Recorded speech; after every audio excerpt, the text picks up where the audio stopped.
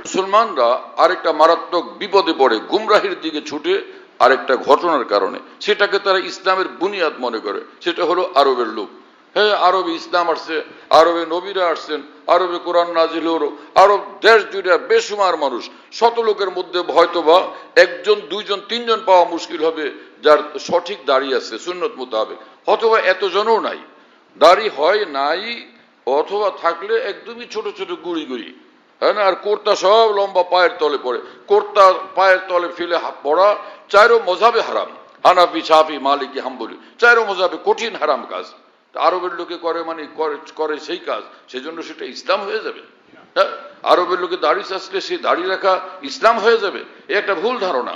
এবং হজ করতে যায়, উমরা করতে যায় মানুষ আরবে, মক্কা শরীফ, মদিনা শরীফ, সেখানে সারা পৃথিবী থেকে মানুষ আসে। ওখানে এই না যে মক্কা শরীফ, মদিনা শরীফ আরবের মানুষরা বসে থাকে। খুঁজলে দেখা যাবে অধিকাংশ লোক সেখানে বাইরের দেশের, অধিকাংশ লোক সব বাইরের দেশের। এতগুলো দাড়িবিহীন লোক দেখা, নানা নষ্টামিতে লিপ্ত লোক দেখা, সবগুলো বাইরের লোক। আর বললাম যে একদম অরিজিনাল যে আতর উদ আবিয়াস, এটা দেন তো মক্কা শরীফে, কাবা শরীফের একদম পাশে, এই জমজম টাওয়ারের নিচে। তো এক লোক সে অরিজিনাল একদম উদ আতর আমাকে দিল, দামি আতর, যেটা অনেক ভালো খুশবু। আমি দেখলাম যে আর এটা তো একদমই ঝামেলা, পুরা ভেজাল। বলো এটা 200 রিয়াল এক শিশি, 200 রিয়াল। আমি বললাম ভালো, এটা তো আমি তো 40 রিয়াল দিলেও নিব না, বা 40 রিয়ালই দেন। আমি বললাম না ভাই, আমি এটা নিব না। কারণ নিবেন না, কারণ তো অরিজিনাল, আপনি চিনেন না, আমি চিনি, আমি তো আতরের দোকানদার। আমি বলি ঠিক, আপনি বিক্রি করেন, বাড়ি কোথায়? কয় ইন্ডিয়া। ওই লোক বললো বাড়ি হলো ইন্ডিয়া। আরবের লোকগুলো চালাক ছিল না, এইখানের সেলসম্যানরা গিয়ে ওদেরকে একদম ভয়ঙ্কর চালাক বানায় ফেলছে। হ্যাঁ, আরবকে কেউ দৃষ্টান্ত হিসাবে কখনো পেশ করবেন না। সব হানাফি, শাফি, মালিকি, হাম্বলি, 4 মজাবে তারাবির নামাজ 20 রাকাত। এখন আরব দুনিয়াতে শুনলাম সে মক্কা শরীফে, মদিনা শরীফে এই বছর তারা শুরু করছে 10 রাকাত করে তারাবির নামাজ। এটা কোনো ইসলামের পদ্ধতি?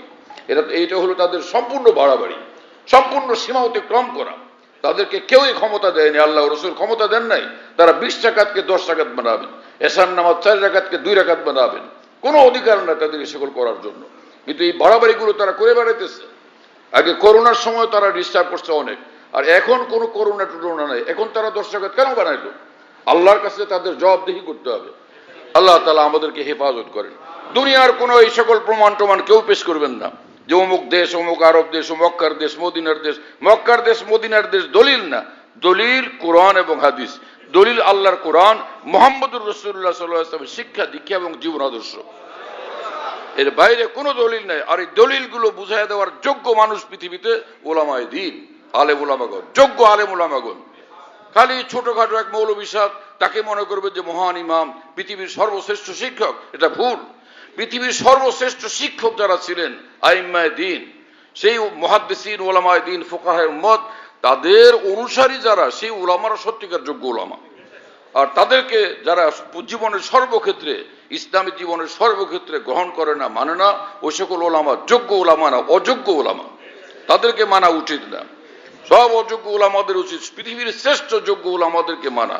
আমরা তখনই, আমাদের আলেম সমাজ তখনই সঠিক পথে আছেন যখন পূর্বসূরি আকাবের দিনের পথের উপর তারা অধিষ্ঠিত, প্রতিষ্ঠিত, অটল, অবিচল। আর না হলে সে আলেম ও গোমরা, সে ভুল পথে আছে, সে আলেম সহি পথে নাই। তার এলেম আছে কিন্তু এলেমের মধ্যে নূর নাই, আলো নাই।